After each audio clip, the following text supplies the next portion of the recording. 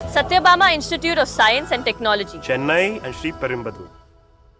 சென்னையில் எல்பிஜி தட்டுப்பாடு காரணமாக நீண்ட வரிசையில் காத்திருந்து ஆட்டோ ஓட்டுநர்கள் கேஸை நிரப்பிச் செல்கிறார்கள்.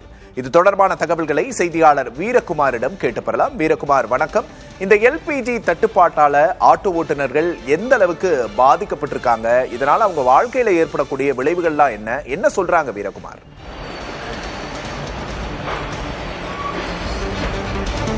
விக்னேஷ், சென்னையில் எல்பிஜி கேஸ் தட்டுப்பாட்டால் ஆட்டோ ஓட்டுநர்கள் பெரிதும் பாதிக்கப்பட்டிருக்கிறாங்க. சென்னையினுடைய மைய பகுதியாக இருக்கக்கூடிய ஆழ்வார்பேட்டை, சைதாப்பேட்டை, கிண்டி இந்த பகுதிகளை இணைக்கக்கூடிய சிஐடி நகர் பகுதியில் செயல்படக்கூடிய ஒரு கேஸ் பங்கில் தான் நாம் தற்போது இருக்கிறோம். அந்த ஆட்டோக்கள் நீண்ட வரிசையில் காத்திருக்கக்கூடிய காட்சிகளை நமது ஒளிப்பதிவாளர் சுரேந்தர் நமக்கு தற்போது நேரலையில் காட்டிக் கொண்டிருக்கிறார். கிட்டத்தட்ட 3 மணி நேரத்திற்கும் மேலாக நீண்ட வரிசையில 2 கிலோமீட்டர் தூரத்திற்கு ஆட்டோக்கள், எல்பிஜி கேஸால் செயல்படக்கூடிய ஆட்டோக்கள் நீண்ட வரிசையில காத்திருந்து கேஸை நிரப்பி செல்றதை நம்ம நேரடியாக பார்க்க முடிகிறது. கிட்டத்தட்ட இந்த ஆட்டோக்களை மட்டுமே முக்கிய மூலதனமாக கொண்டு செயல்படக்கூடிய ஆட்டோ ஓட்டுநர்களுடைய வாழ்வாதாரம் எல்பிஜி கேஸ் தட்டுப்பாட்டால பெரிய அளவில் பாதிக்கப்பட்டிருக்கிறதா ஆட்டோ ஓட்டுநர்கள் வருத்தத்தோட தெரிவிக்கிறதையும் பார்க்கிறோம். பல ஆட்டோக்கள், வாடகையில ஓட்டக்கூடிய ஆட்டோ ஓட்டுநர்கள் பெரிய அளவில் இந்த எல்பிஜி கேஸ் தட்டுப்பாட்டால பாதிக்கப்பட்டிருப்பதாகவும் தெரிவிக்கிறாங்க.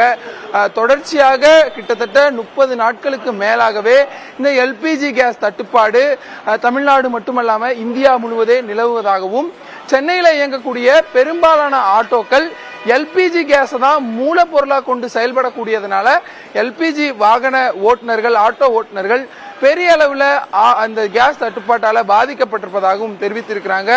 எல்பிஜி கேஸ் நிரப்பக்கூடிய பங்குகள்ல நீண்ட வரிசையில காத்திருந்து, மணிக்கணக்கில் காத்திருந்து ஆட்டோ ஓட்டுநர்கள் கேஸை நிரப்பக்கூடிய காட்சிகளை நம்ம தொடர்ந்து பார்க்கிறோம். இங்க இருக்கக்கூடிய ஆட்டோ ஓட்டுநர்கிட்ட நேரடியாக பேசலாம். என்ன மாதிரியான கள நிலவரம் இருக்கு, எத்தகைய சவால்களை சந்திச்சுட்டு இருக்கீங்க, நீங்க எவ்வளவு நேரம் நின்று கேஸ் ஃபில் பண்ணிருக்கீங்க? குறைஞ்சபட்சம் 2 ஹவர் நிக்கிறோம் சார். அதுவும் லைன்ல தள்ளி வர ரொம்ப கஷ்டமாகுது.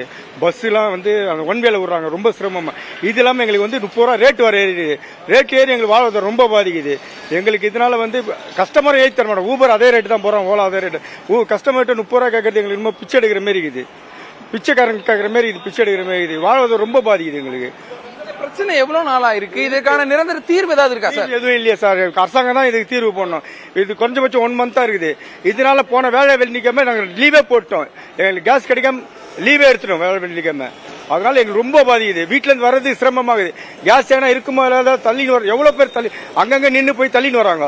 அப்ப தள்ளி நம்ம அவங்க வேதனை என்னன்னு உங்களுக்கு தெரியும். அடிக்கிற வெயில தள்ளின்னு வர்றது எவ்வளவு கஷ்டம்.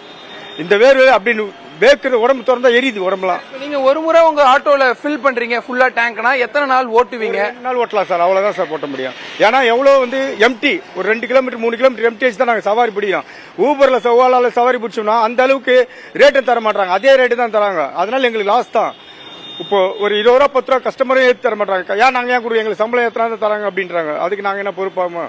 இங்கு கேஸ் நிரப்ப வந்திருந்த ஆட்டோ ஓட்டுநர்கள் வருத்தத்தோடு தெரிவித்ததை நம்ம பார்த்தோம்.